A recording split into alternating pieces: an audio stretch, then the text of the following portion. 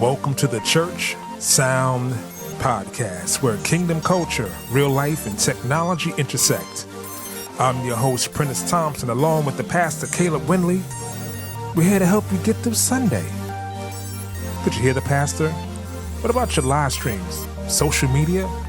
We provide solid solutions for all of your multimedia needs. Let's learn something today. Let's go.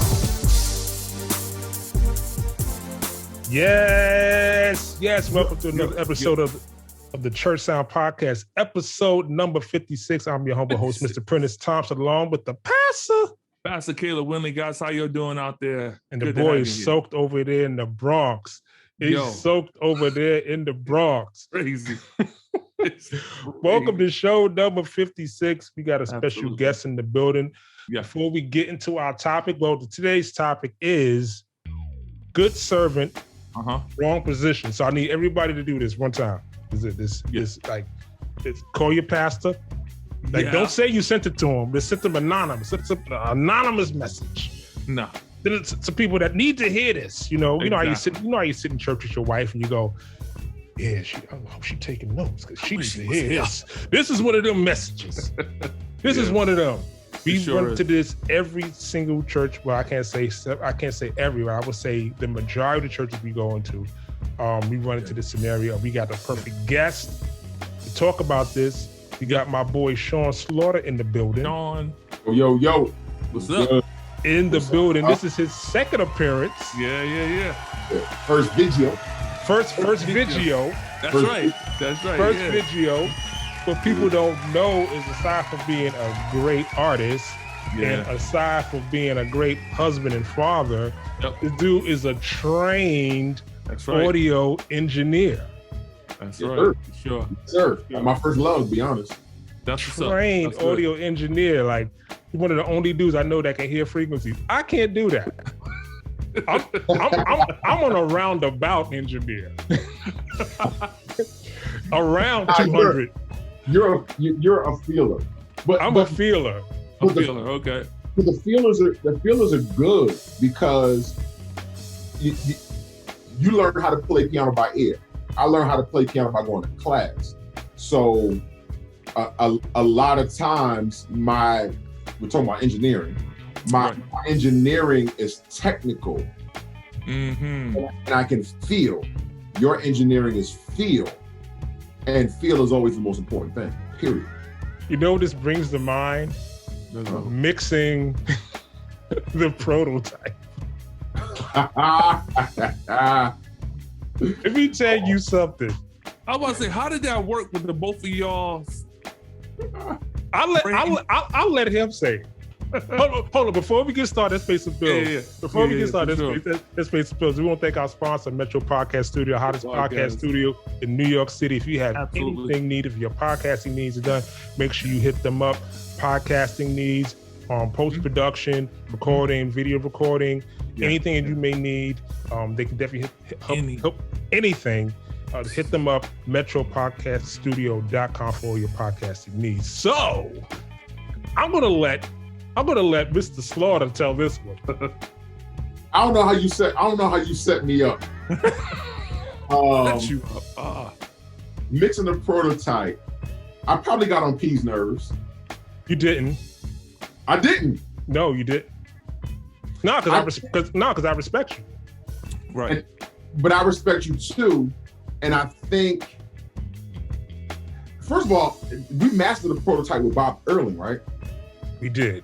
One. Yeah, we did. Yeah, we mastered with he did Eminem's Slim Shady. Okay. And he had the toys. The toys. Like toys in the attic. Wow. This tiny, like everything that I read in the magazine he had. But personally, my take is I thought mixing the prototype was dope. I thought that for me, it was refreshing because prior to that, I was doing everything myself. Sure. I was doing producing and executive producing. I was recording, I was mixing, and I thought, once me and P hooked up, he had everything that I needed. He had the ear, he had the feel, he had the style, he had everything that I needed. And even his approach to mixing, I love. So I thought it was dope, and I thought, and I'm an engineer, man. I hear everything. Sure. So, for me, for the most part, like everything that P presented to me, I thought it was dope. You know what I'm saying? But I'm the dude that's like, bring the yeah, right. Like, UDB. Maybe no, he'd be like, this much. Yeah. You know what I'm saying? This much. like because I no, that's too much. Like this much. You mean like this much? No, not that much. This much. Wow. A smidgen. I sent it to him. We said, yeah, it's close. All right. So bring it back up. It's a little bit like a half dB minus 3. Like, because he would jump.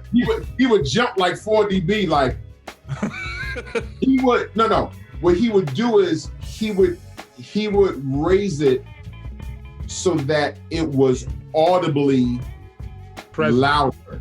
I did that on purpose so you can tell me what the flat spot was. That's a better word. It was audibly present. Because we're not talking, because in those margins, we ain't talking loud. We're talking present. Right. We're talking how it sits. Exactly. And so in those instances, like remember we was at Bob Everling mastering and how low we had the volume? Oh my gosh. And I heard, notice?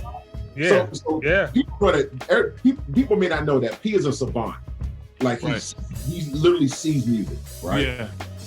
And so that just shows how his feel is. With me, when I mix, and I was always taught to mix at low levels, but when I mix at low levels, I can hear, I don't see anything, but everything becomes crystallized. Like flavor-wise, and then relative-wise, the kick relative to the snare relative to this relative to that. Right.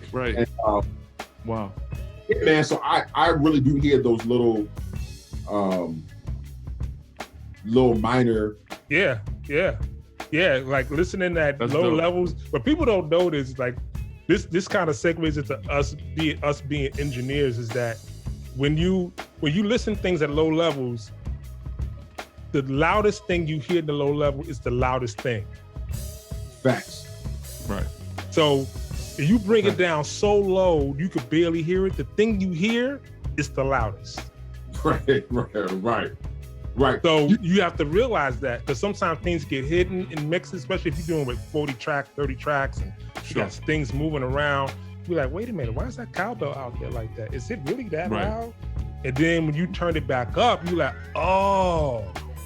Yeah, that joint is loud. But Bob Ebling, that dude is a beast.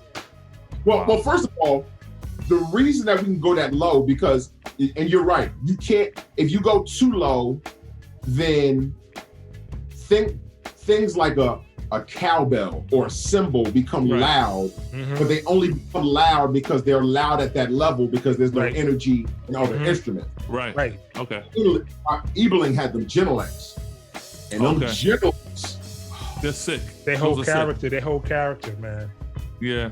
They hold character at low levels, and so you can feel, like I could feel the kick and the punch. That dude was a beast at a low level. Woo, that's crazy. And I wasn't being psyched out. Right. That thing sounds too loud because it's too low. Okay. Wow, but that's dope. There's a certain level that you want to bring it. What is it? It's called the Fletcher-Munson curve. Once you get too high, your ears, they don't hear sound, they perceive sound. So at a certain level, that Fletcher-Munson curve comes in, it scoops out the mids, the highs and the lows become high, and then really all the frequencies just kind of level out. Right. Wow. At a certain loudness. That's it. Yeah, your mind plays tricks on you. Yeah. Now, it's funny. I want to say this before you jump in, because this is so apropos for what we're talking about, because if me as an engineer, not really an engineer, but an ex-DJ, so I hear music, I know what works. I'm hearing y'all say these things, but like for me, there's like a lot of this that's like flying over my head. You know what I'm saying? So I'm like, so okay. I'm sitting here bobbing and weaving and smiling. But imagine being that person that just got put into, I want you to run my board. I want you to run my service. Right. But there was a DJ. Know what I mean? Or they came from the music industry. You know what I'm saying? But they don't know nothing about, they don't know any of the things that you guys are saying. Not from feeling or being taught or guesswork in my case. You know what I'm saying? Right. How does that, I'm like, that must be a terrifying place to be. I think so. I think so. I DJ now. I've been DJing for like 3 years. Okay. And love it. Absolutely love it. But before we go, because we could go on forever. yeah, you right with that. Let's go. We could go on forever. So before we dive in, keep us online. Somebody got to drive the car around here. Somebody got to be this is how me and Sean talk. We on phone for 2 hours looking up, like literally. Yep. So let's get into the thing we know. All our new listeners know we do this thing. Our old listeners, but our new listeners know we do this thing called Sunday School. Sunday School is a funny story that we have in church as tech people. Okay, so the pastor with the gavel, the man with the robe on today, the man with the is my boy, the one and only Sean Slaughter's gonna give us his 3 points and I got this. All right, my 3 points. Am I hitting you with just 3 points? And y'all gonna pick out a point? We're gonna pick out a point. Yes. All right. Yes, sir. Well, point number 1. And this is how we're gonna start. Well, sometimes, brothers and sisters, you must understand as an engineer, when the Lord has called you to mix on the board, don't act like a monkey in a ship. Well, bro, that's point number 1. Don't act like a monkey in a ship being tossed to and fro because you don't know what you're doing. All right, you have to be trained.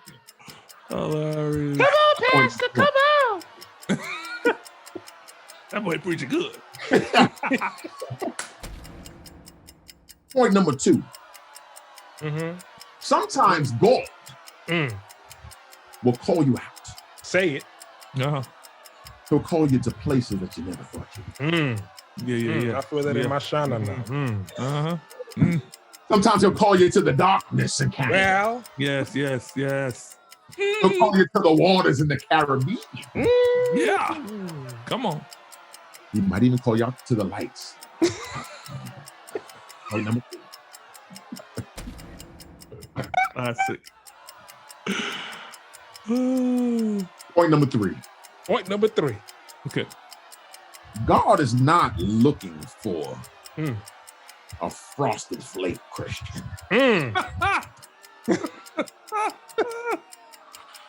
Not looking for a Fruit Loop Christian. Full of flavors and colors, but no nutrients on the inside.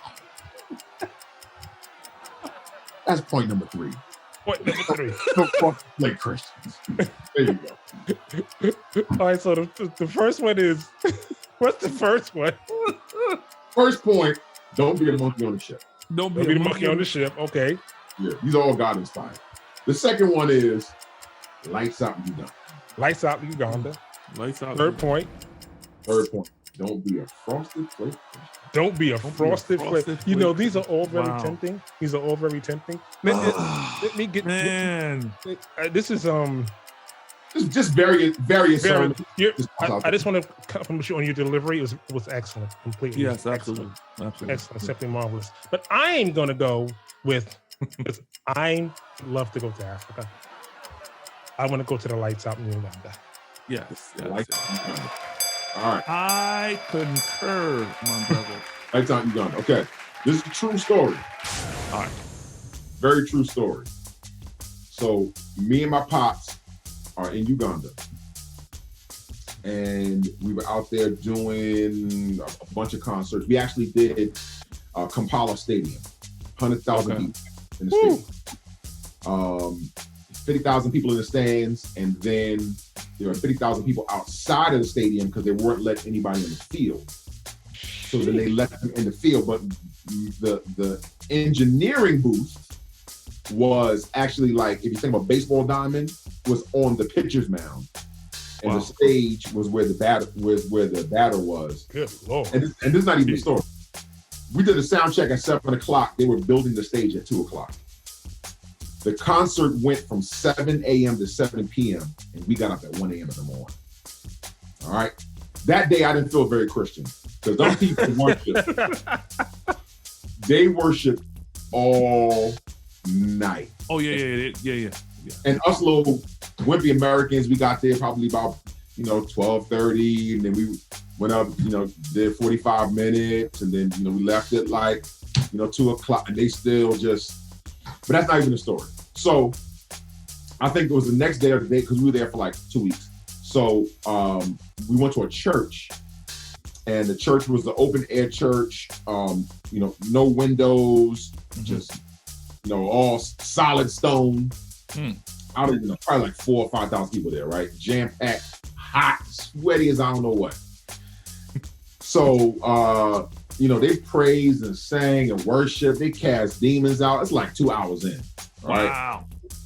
So finally my pops gets up and I'm doing the sound. And the atmosphere is just amazing. I mean, Africa is just a beautiful place, and the heart that they have for God.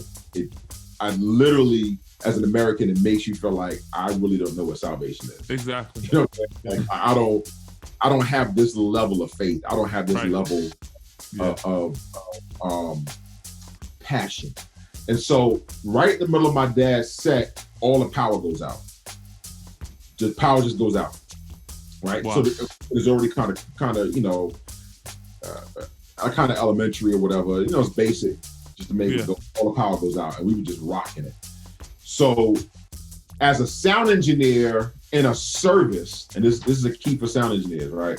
As a sound engineer in a service, I always play this tug between worshiping and doing my job. Right? We just talked about this. We did. Yep. Right, worshiping and doing my job. And part of doing my job is the worship.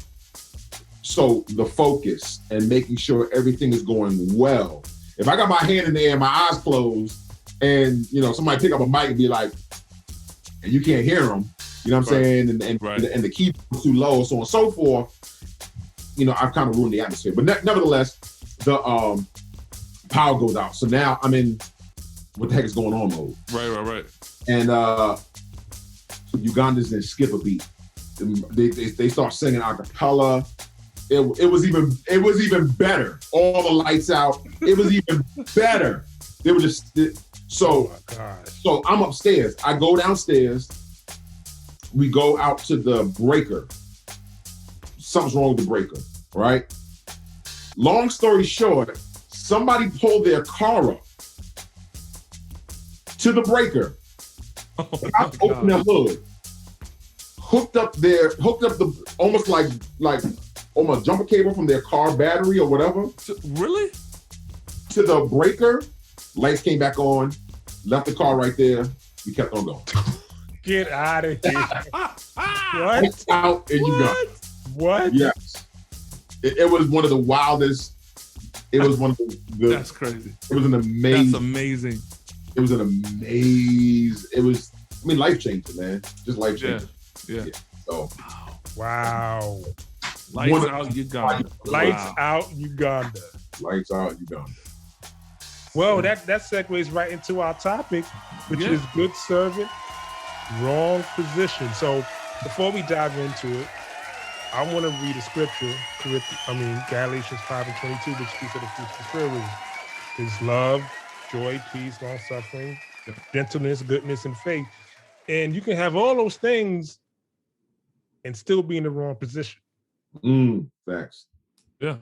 You can have all those things Right.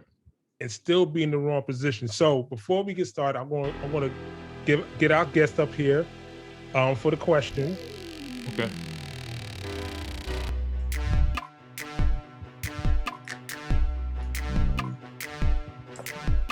Hello, here's a pass up. Hold on the video. Oh, look at here. Here's her here. Look at you got that boy Slaughter on the show. Hold up. Let me get my hip hop on. Do my hip hop here. That's what they call ace deuce, boy. Which I know about that there. Ace deuce. Me and his papa went to school back to school back in the day. God bless your heart, boy. But we're doing a question. I got a question. What if you got somebody that ain't cutting it? They in that car stand, flattered. I can't say it, I almost cussed it. What you do when you got somebody, they just, Lord have mercy. Well, that's my question for today. Pastor Brown. Listen, y'all make sure y'all checking out that podcast. And Mr. Slaughter, tell your pappy that give me a call. God bless your heart. Hello. Yeah. Oh my God. That isn't right. That just ain't right. Something wrong with us, man. Something wrong with us, but it's all good. It's the You good know what? wrong. Man. No. This is a deep question. It is. It's a deep question. And I'm gonna tell you why it's a deep question. This question has to do with a couple different things. Man, it's a deep question. So here's where my mind goes. The question has to deal with volunteered staff and paid staff. The question has to deal with large church and small church. Sometimes black church and white church. Yeah. And so the question is, when you have somebody that's in a position and they're just not qualified, great person, everybody loves them, a man, a woman of honor, respected, Integrity, all that type stuff, Mm-hmm. and ain't towing the line and is not doing a good job. And I think, from me, everything falls on leadership. And so, so here's how I would approach it. First thing, what kind of church do you have? A lot of our larger churches have paid positions, and those paid positions, they come with training. Mm-hmm. They come with education. Your larger churches will have, and this kind of shows you even the mindset a lot of times of churches. Your biggest church will have one full-time paid engineer. Like, that's how you know the church is doing it. Right. Because they have one, like, I'm talking about like Joe Osteen, like T.D. Jakes, like we doing it that big. Right. One full-time paid engineer. And everybody else is volunteers. So if that's the standard, right, you know what I'm saying, from an engineering standpoint, we're going to have one full-time paid engineer. When it comes to medium and other smaller churches, it's almost like they don't even have a shot, because all you're going to be really be doing is pulling in volunteers. Exactly. And so I think that's the first dichotomy, is like the haves and the have-nots. Mm-hmm. But let's help people, right? Let's help people. So you have a small church, you have a medium-sized church, you're working with volunteers like most churches, and you have somebody, let's say, that's in the engineering that's not cutting it. Honestly, it's a quick solve. If you have enough money in the budget, right, to put flowers on the stage, and you got enough money in the budget to get a new pulpit and new pews, or enough money in the budget to get a shiny new cross, take that engineer and send that engineer. And it's not going to take you. I've done trainings where in a month, right, I'll do maybe a Saturday, and I don't really do this anymore, but I'll do like a Saturday, like 6 hour.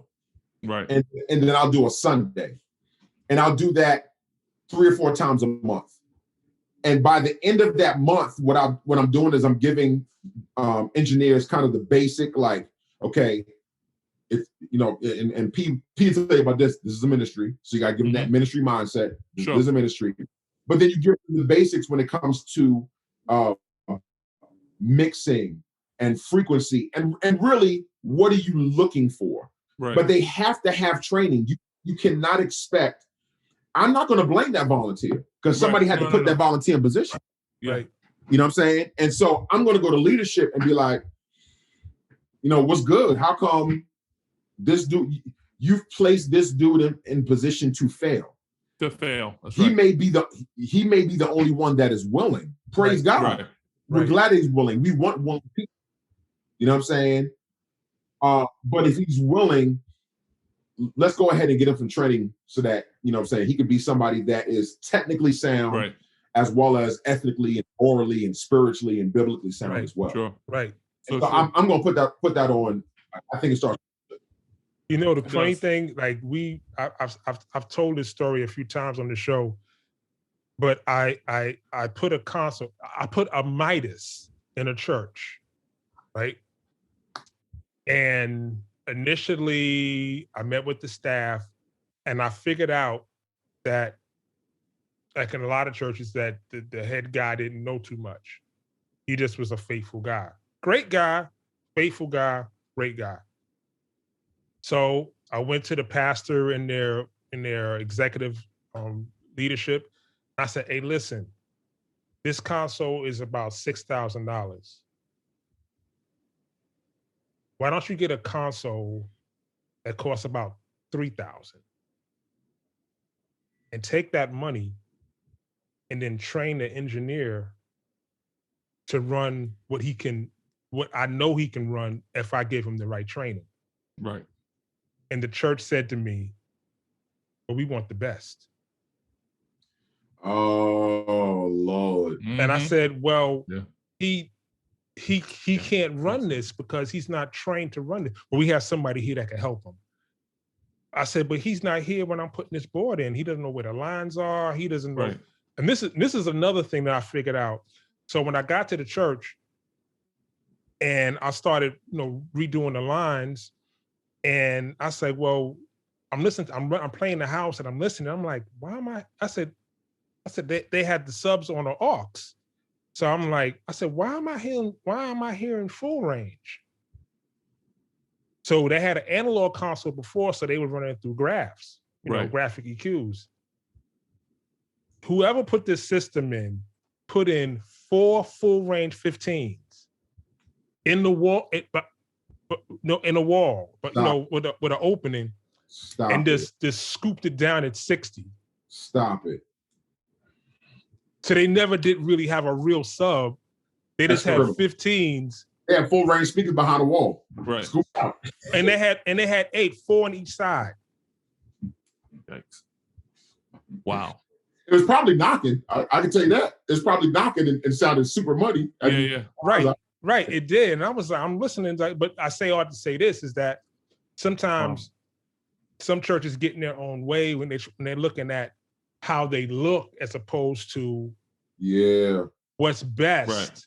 Exactly. Moving forward, because that's like giving a 3-year-old a license and saying, hey, listen, go move my car. Right. Yeah. He's going to have an accident. And for sure enough, they have to call me back and right. to reset things. But what do you have to say? I know, just as a piggyback, what I'm hearing a lot of times is when we go to churches, it's like many pastors, and as a pastor, I feel like I can say this: we have a event mindset. We look at the service as an event. This is the event that's going to take place, as opposed to looking at it as kingdom, which means it's got to have longevity. It's not an event. Sunday's not an event. And I love the fact that my brother's been saying for the longest, let's get away from just focusing on Sunday. This is kingdom every single day. So guess that means that every person in my ministry has to have legacy. This is how we live. This is what we do. It's not okay, it's Sunday time. No. Because if I focusing on just Sunday time when people come in and it's got to sound jazzy and powerful and popping, well, that means my engineer's not getting trained because it's just for the event. Because you're rushing through Sunday. He's just coming up for the event. That's it. So I don't see that as, wait a minute though, there's much more than this. It has to be. And I think that has to change as a pastor. I think that, and I've known some pastors that have that same mindset. They address it like, okay, we know Sunday's coming up. Yeah, but what about the rest? There's more than that.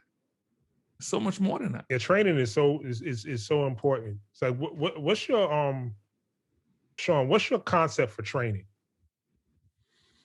In what way? What do you mean? I mean, when you say you go to visit a church and they say, okay, listen, I need you to train my staff or train my engineers. Like, what do you start with?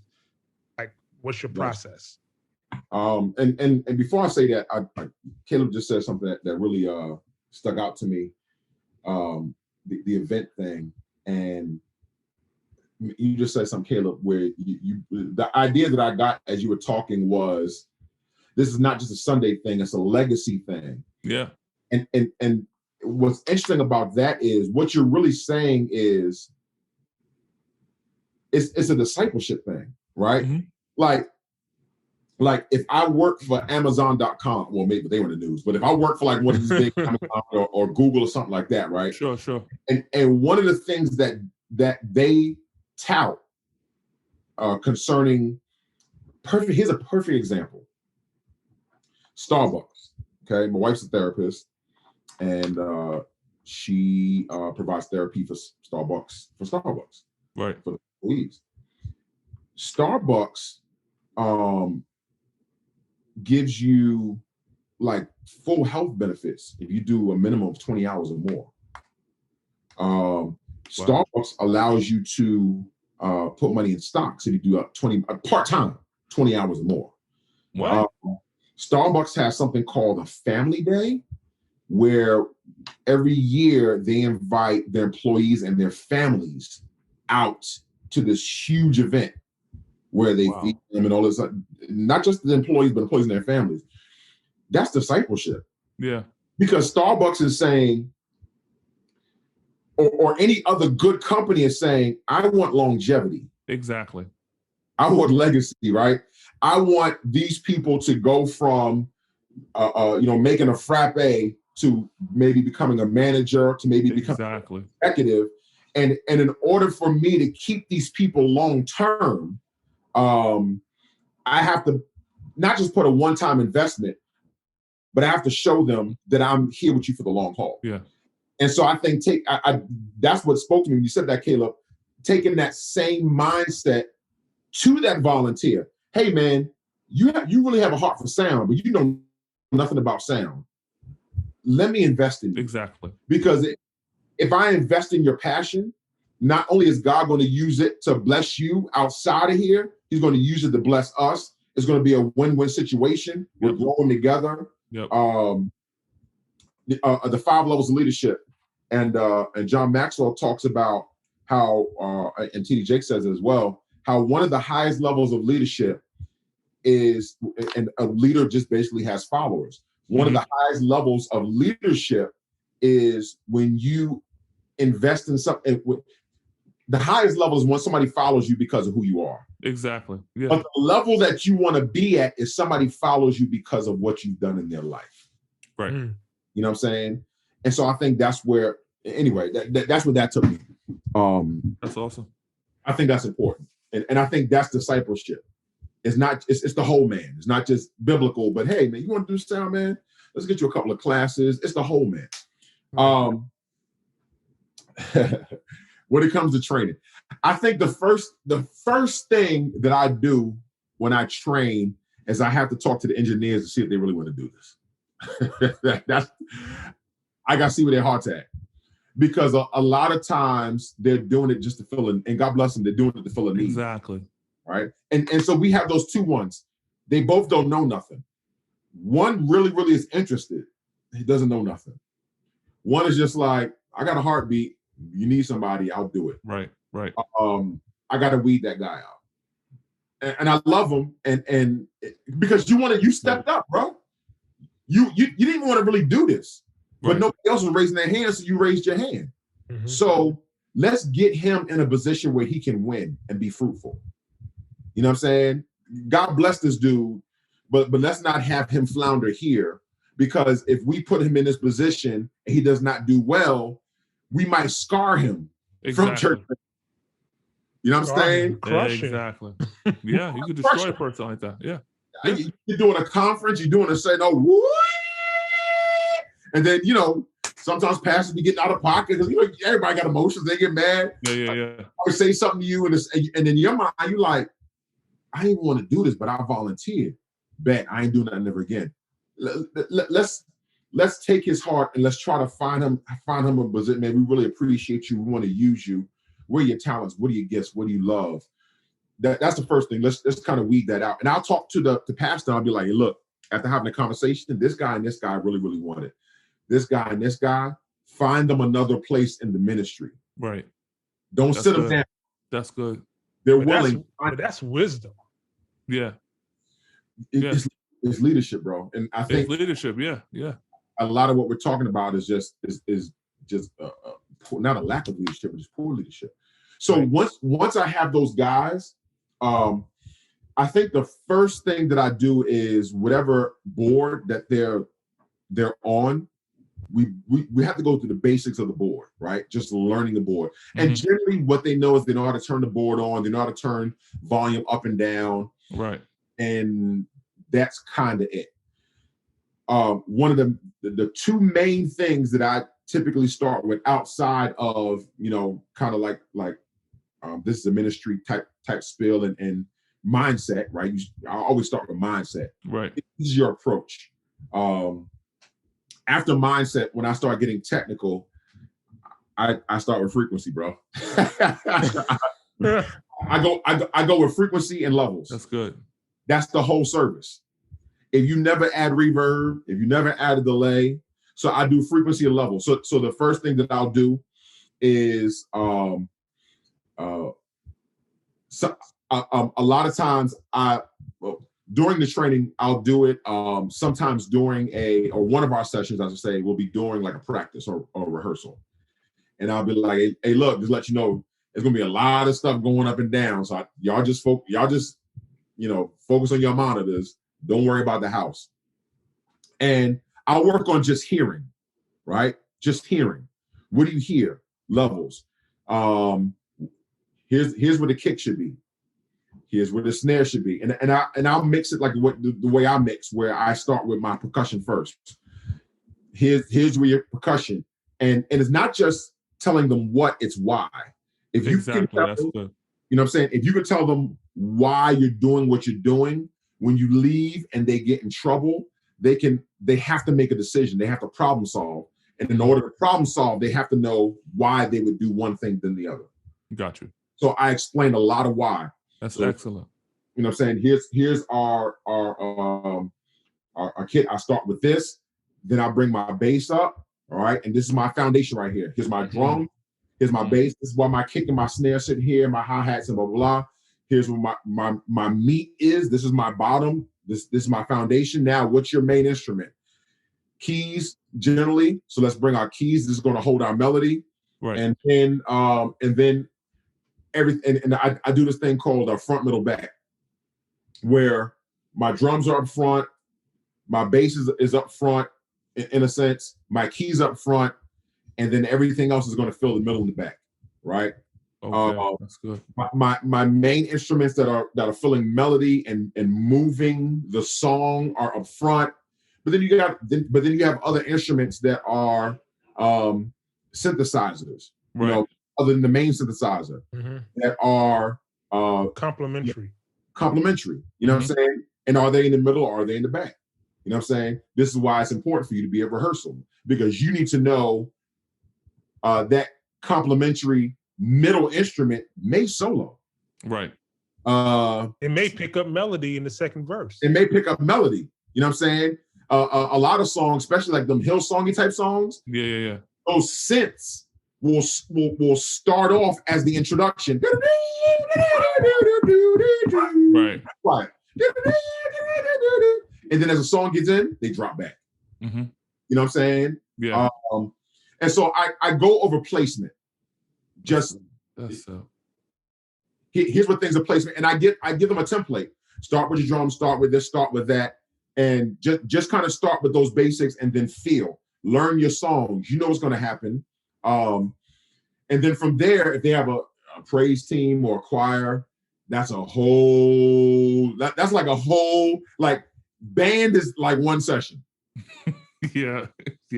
Praise team is a whole other session. Voices is you're right. Because in voices, if you're using clicks, when am I blending more background with this? Who am I keeping really low and who am I pumping up? Who am I hiding? Who am I hiding? Yeah, no doubt. All day long. Who am I hiding? Who am I just using for sound? Exactly. You know what I'm saying? Not interfering sound, but just sound, right. Just filling the spot. So I really stay there, and I do a lot of I'm a teacher by trade, so I'll teach them those fundamentals, and then with me, I'm gonna throw a dude in there, but I'm with you. So let's do it during service. So let's do what we just did yesterday on Saturday. Let's do it now. But this can go on forever. It's hard to do this if your band does not come in for an early rehearsal. Oh yeah. Definitely. If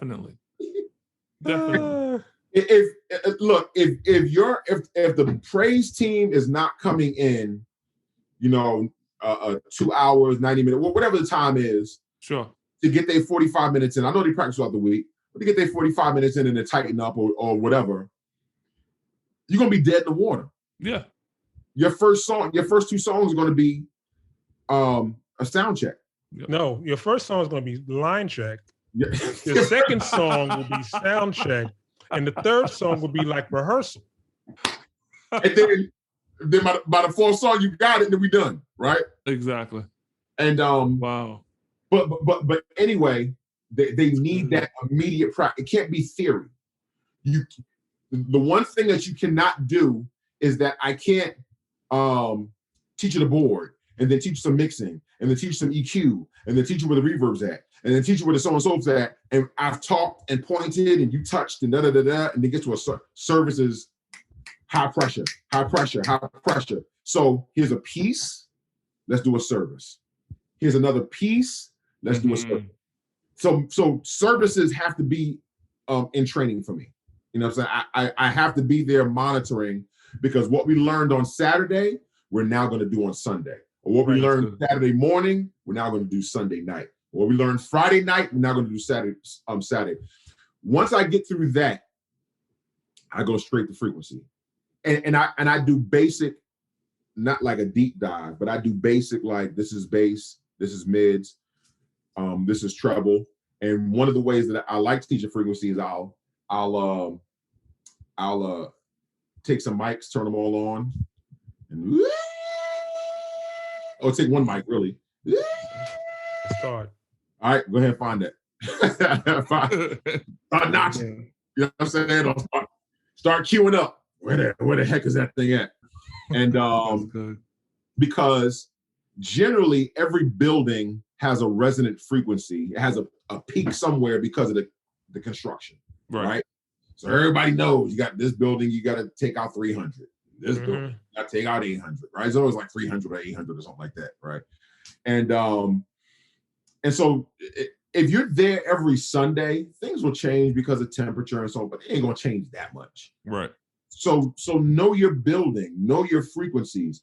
This is your range of bass frequencies. This is your range of mid frequencies. This is your range, and I try not to get too deep. Here's how deep I get. If you want more oomph in your kick, this is where you're gonna have it, right? Just basic stuff.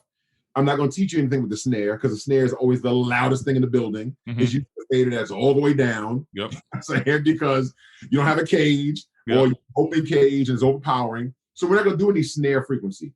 But let's go over the kick. Let's go over the vocals. Let's talk about presence. Let's talk about warming the vocal up. Let's, I do a lot of vocal EQ because that's where your frequency stuff and things are going to be like.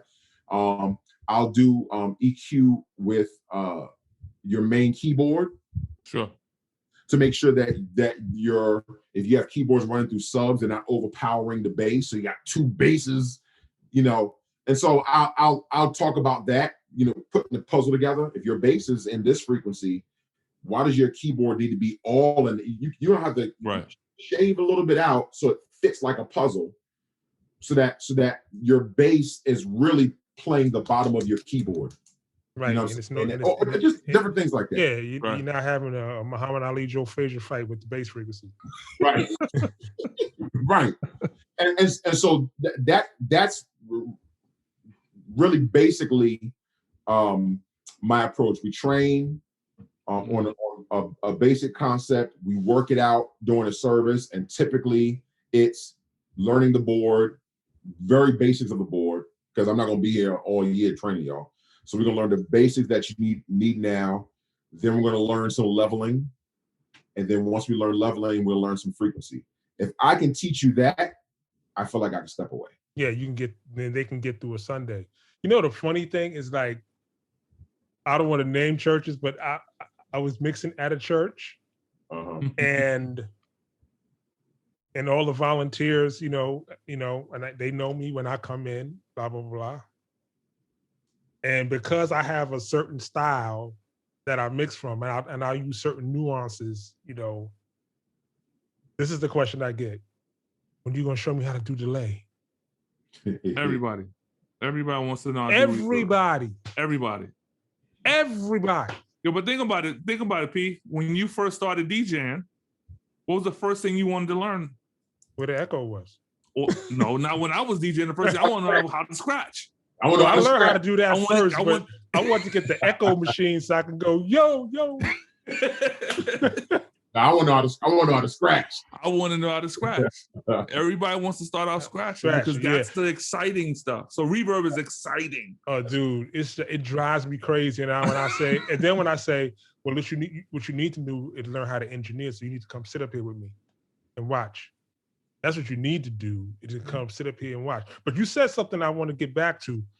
You said you point out the person whose heart is not in it, and talk to leadership to have them move to a position where they can be most effective. And I find that because me and you, we did business together, so we understand each other, is that you want people in position where you want to create a position where it feeds their passion. Sure. You get the most out of them because it feeds their passion.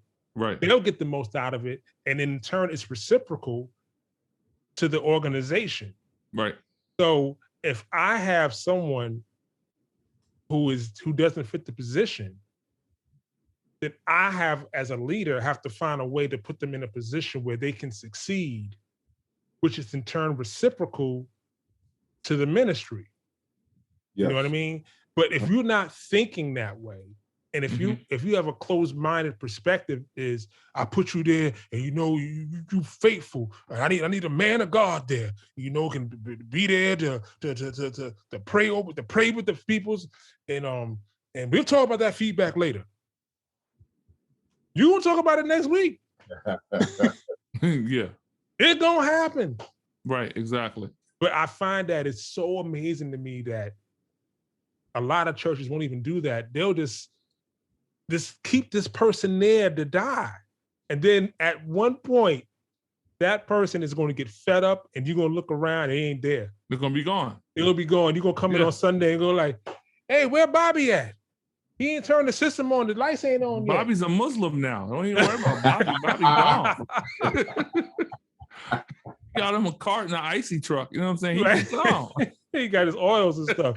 And another thing is like even working with the music ministry, is like that's why I find it so crazy when I go to churches to do training, and I'll say to the pastor, listen, I need to train your music ministry and your audio team and your pastoral team, because everyone uses the equipment and everybody needs to be on the same page. See, but P, what you're talking about is what's missed a lot.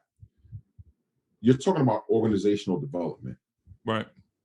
So, and what you're also talking about is how come that's the only dude that signed up to engineer, right?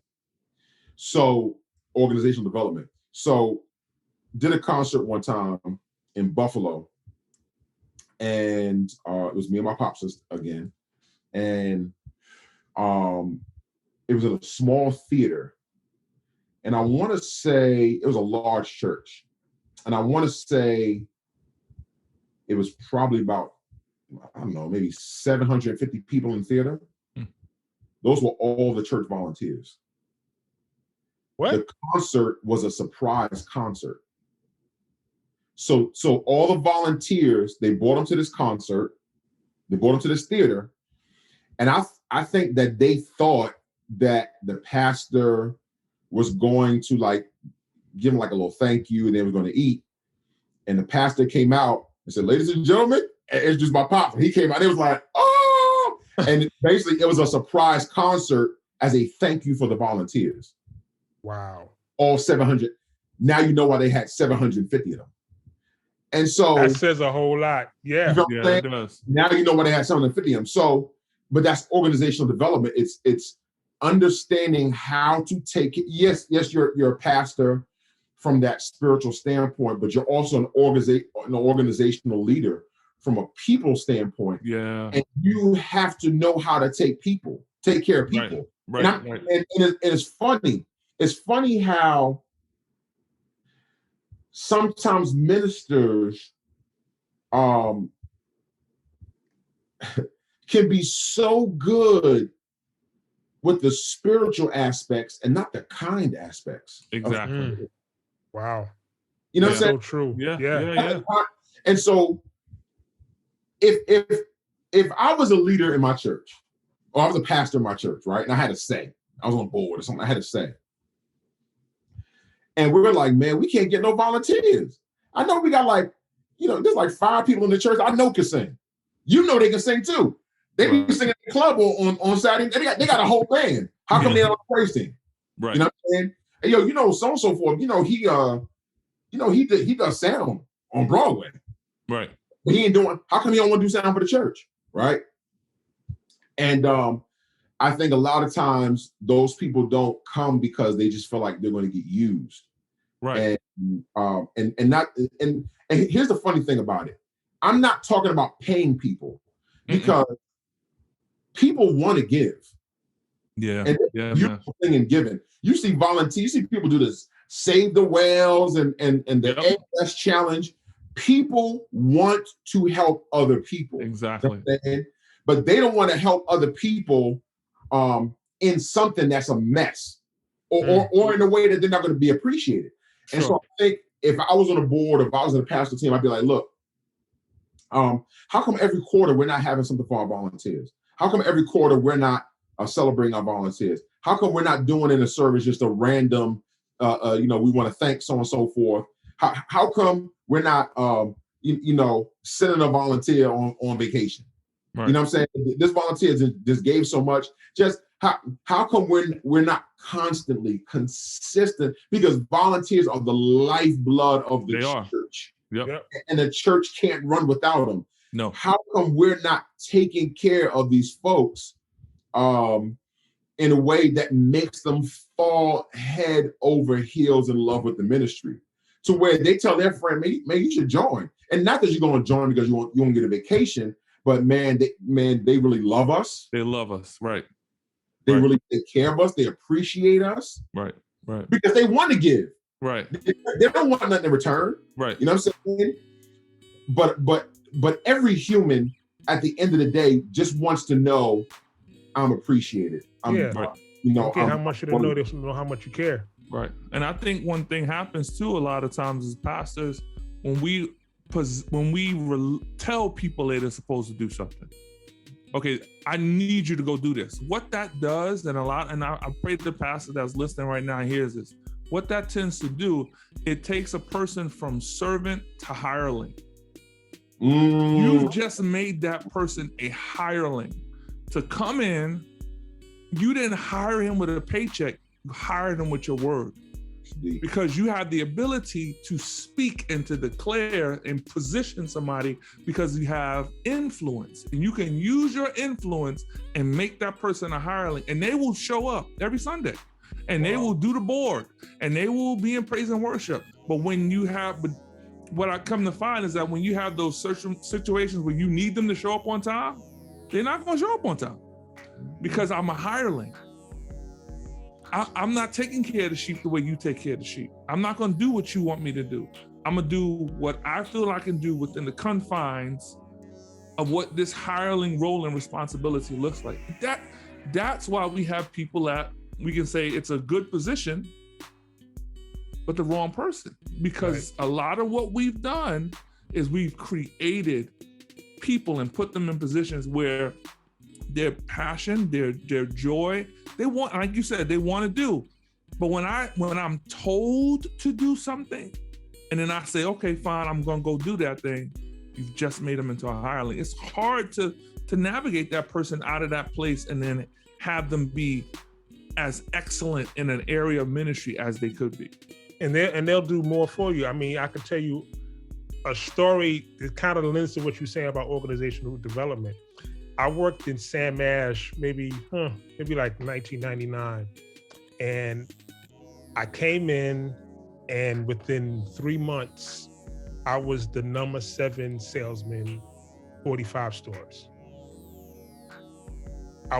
First year I sold $1.5 million on my feet, on the floor, no phone calls, nothing, $1.5 million sales. How I did it was this. Every Saturday, I would buy lunch for the guys in the warehouse. Every Saturday, I would call down and say, hey, what y'all want for lunch? And the first time I did it, they said, what you mean what I want? I said, yo, I'm going to treat y'all like, tell everybody get your list together. Just let me know what you want. I'm going to go to the store. I'm going to get you what you need. I'm going to Burger King. Y'all want Whoppers? What y'all want? So that first Saturday, I said, okay, cool. So you want a Whopper, you want a Whopper Junior, you want this, you want fries, you want onion rings. Okay, cool. You want orange soda, you want Coke, you want Pepsi. Okay, cool. You want lemonade. Okay, cool. I'll be right back. Went to the store, came back with lunch. Be like, yo, here. Just want to say thank y'all, man. I appreciate y'all. Every Saturday, I would call down. They thought it was going to be one time. Every Saturday. Hey, man, what y'all want for lunch? Hey, man, y'all want for lunch? Hey, man, you want for lunch? During the week, when new items would come in, you know who they call, right? AP. Yo, we got 5 new Tritons downstairs. We got 5 new MPs downstairs. Yeah. All right, don't tell nobody. Give me a second. I call all my industry friends, Just Blaze. I call them all. Like, yo, got the new 3000. Oh, for real, P? All right, I'm coming now. All right, you'll call downstairs. You'll put that aside for me. By the end of the day, I'm like $8,000. But you invested.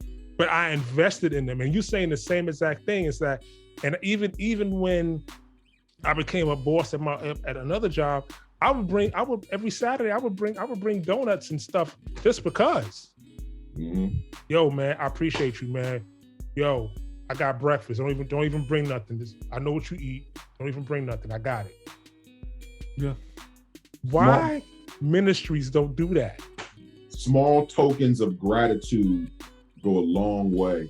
And I always say, it's a shame when the ultimate human service organization, which is the church, is not as good as Starbucks. It's not as good as Chick-fil-A. Right. The ultimate human service, and so understand we're still talking about sound, right? Yeah, right. We're still talking about sound because this is what it takes. Man, I remember this church in Florida. This oh man, what was the pastor's name? Plantation, Florida. It may have been Plantation Worship Center. And the pastor, his sister was a sound engineer. Best sound engineer. She's my top 3 that I've ever met from traveling. And she was the type that would take all the knobs off the board and clean around them and take the top of it. Like she was like one of them. Wow. One of them. Yeah, okay. Like one of them. Like, yeah, I ain't got nothing on you, sis. She was bad. She was bad when it came to sound, boy. She was just wow. She knew everything. She was so smart and knew everything. And and of course it was her brother, but she was the head sound engineer, and then she had other engineers, and the pastor really took care of them, like really showed appreciation to them. It's very easy to discount a volunteer. It's very easy to say, well, you're doing this because this is your reasonable service unto the Lord. This is for the Lord. Right. It's for the Lord. And it is. It is. It's almost like a teacher. Right. As a teacher, so many teachers are frustrated because they say, well, you're teaching the kids and they're our future and so on and so forth. And they're like, yeah, we get all that. And that's why we're here. But we still want to be appreciated and remunerated. You know what I'm saying? So in the same way, it's not taking away from their reasonable service, but there is a level of gratitude and appreciation. And to me, again, that's part of organizational leadership, because the leader should systemize that. Like that should be part of the system of how things are done. You know what I'm saying? We bring somebody in, here's how we treat them the first couple of weeks. Here's what we do the second couple of weeks. We ask them if they need any training. We ask them We, and what's funny is, man, this is a good conversation. What's funny is, we systemize the first-time guest, right? Oh, gosh. Yep.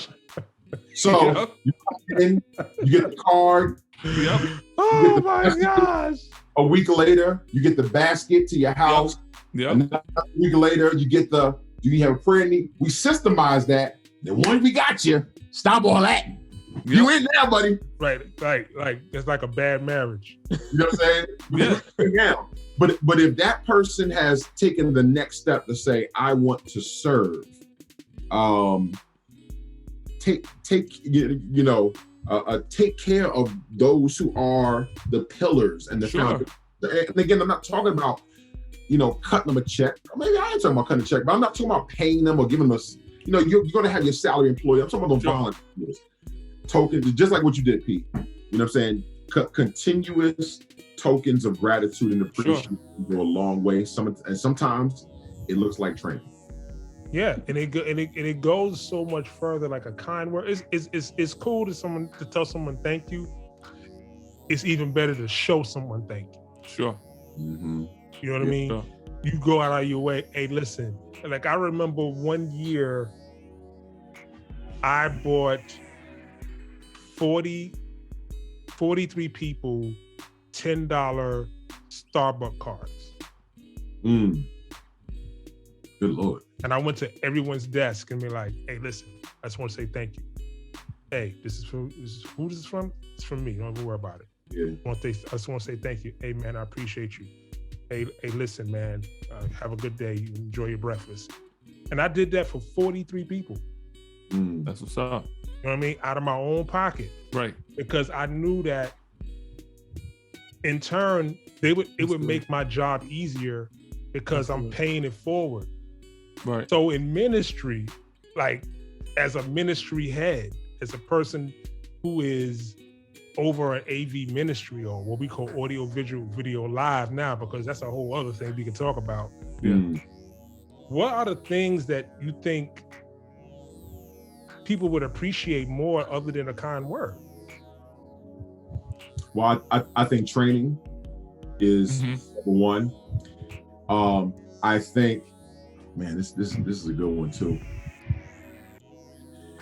a lot of times people serve in the ministry because they want to get close to the ministry, because they have issues that they're facing. And sometimes being part of a church, being part of a ministry is almost like a breath of fresh air. It's almost like, man, I got this hell going on at home. I got this hell going on at my job. Right. You know, coming here and being able to serve and give. The church should be the ultimate resource center. So we're talking about specifically those that are serving, right? Right. Specifically those, and this of course extends to the church family, but we're talking about really taking care of those that are serving.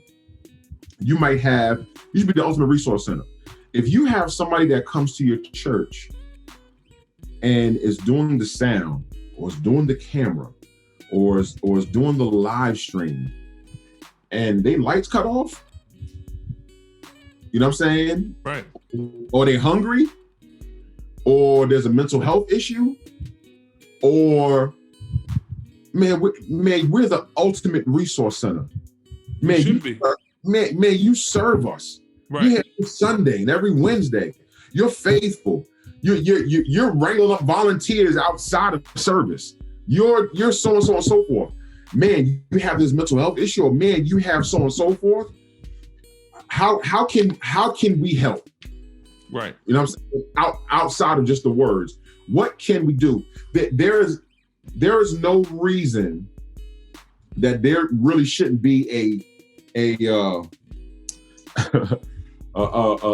like a people fund, like yeah, you're right. You know what I'm saying? When the NFL players go on strike and they're like, yeah, I need everybody to throw their money in the pot. You know what I'm saying?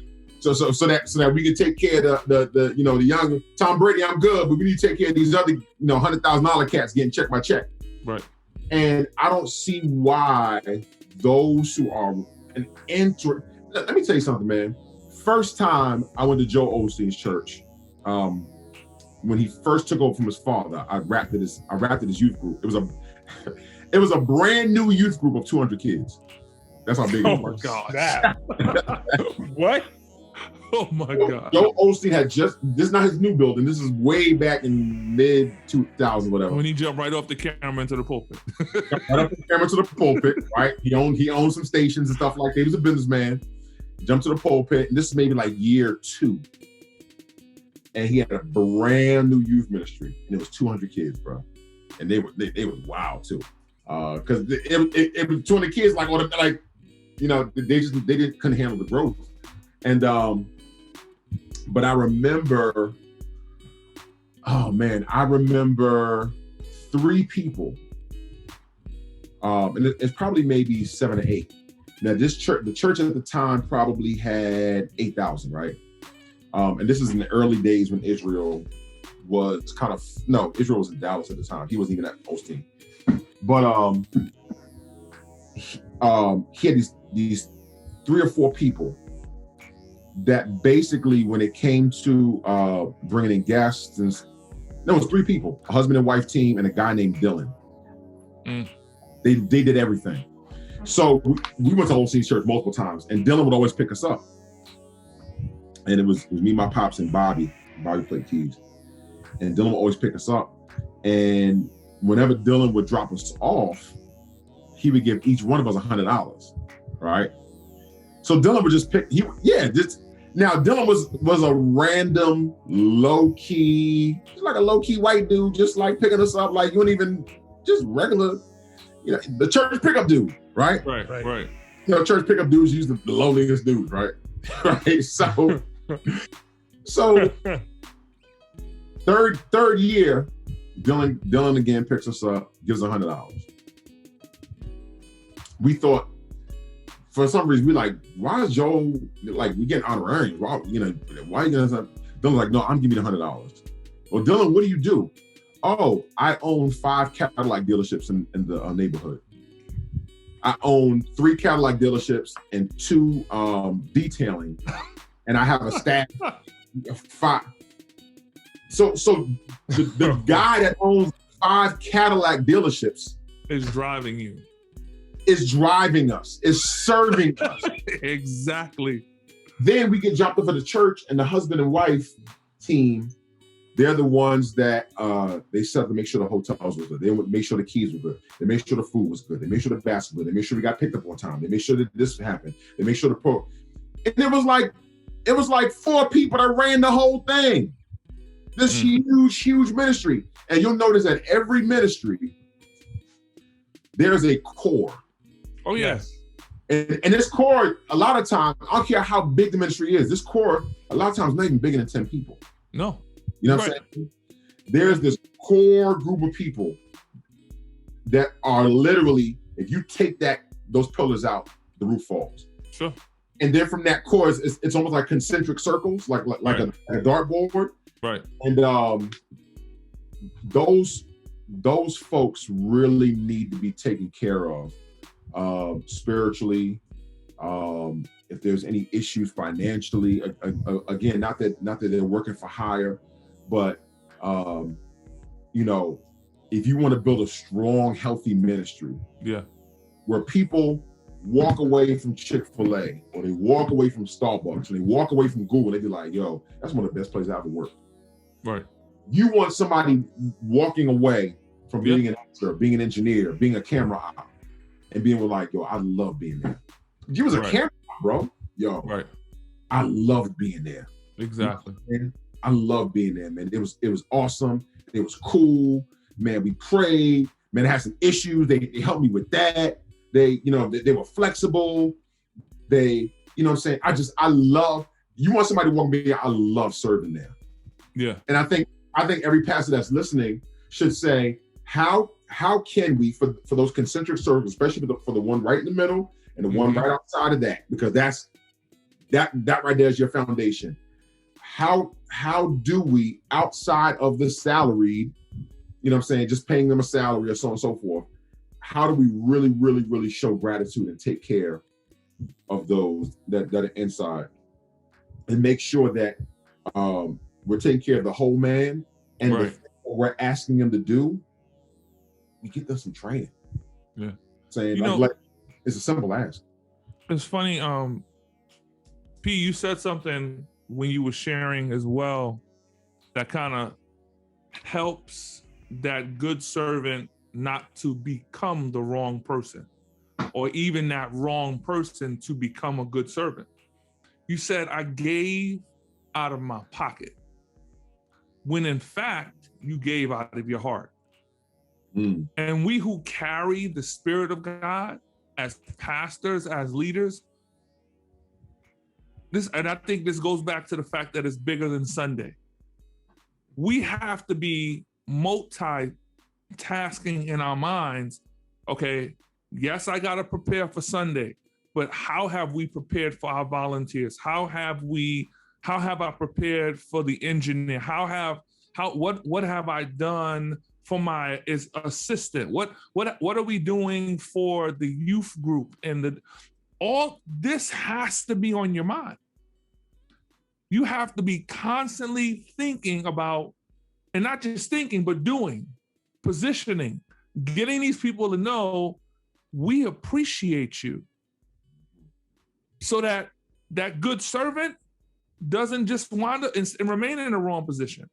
They know that even in this wrong position, because not that the position is wrong, I'm just not prepared for the position. And as a pastor, I'm thinking, I got to put into this person so that this good servant remains the good servant, but now that position becomes better and greater because they're there.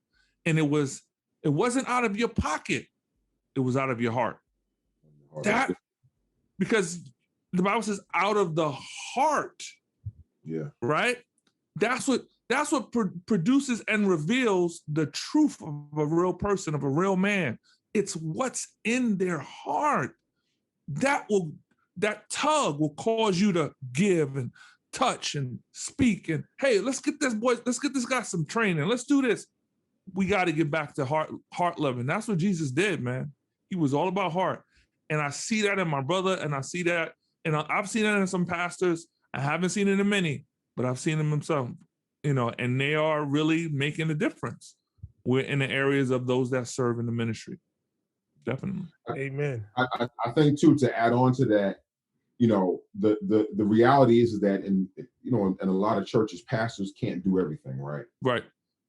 And so they have to put people in power and in charge.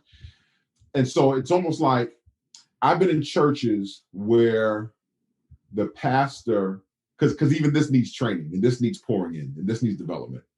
I've seen a pastor choose a couple to be in charge of the marriage ministry. Mm-hmm. Right? Why? Because they're married. Right.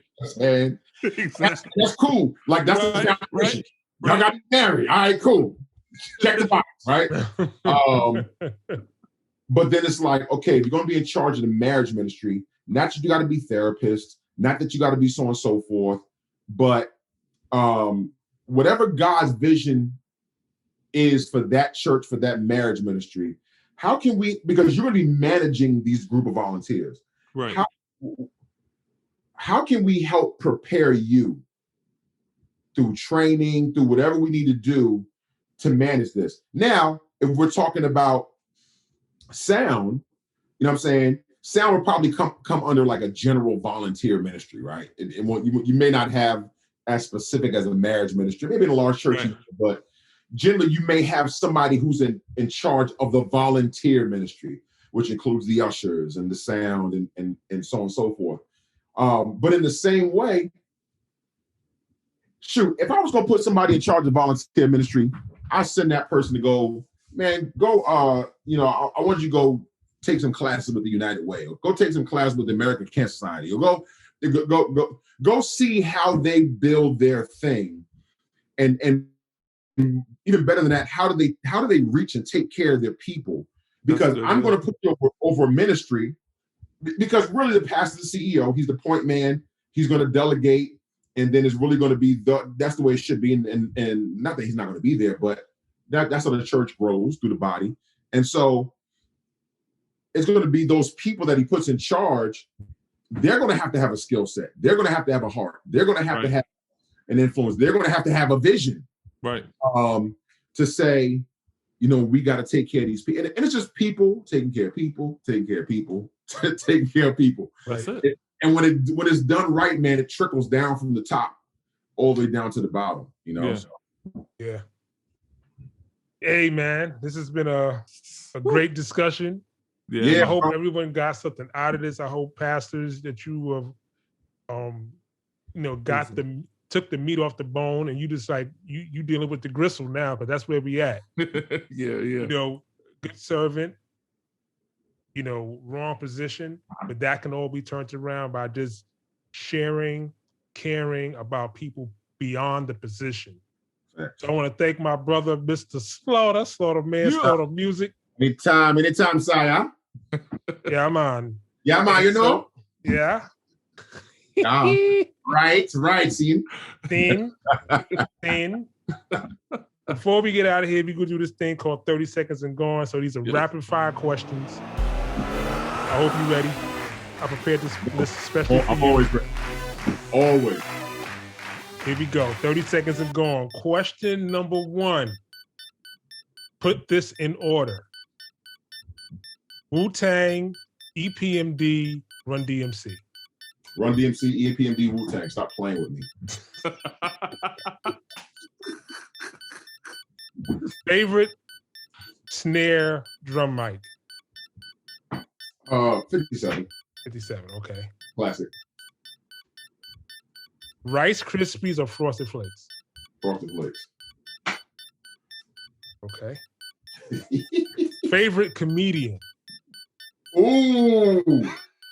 And I love comedy. I'll say right now Dave Chappelle. Dave Chappelle. Yeah. Okay. Yeah. He's a current modern day GOAT. Yeah, for sure. He is. Last question. Stick or automatic? Stick. Word? My first car was a stick. Wow. I was able to drive on a stick.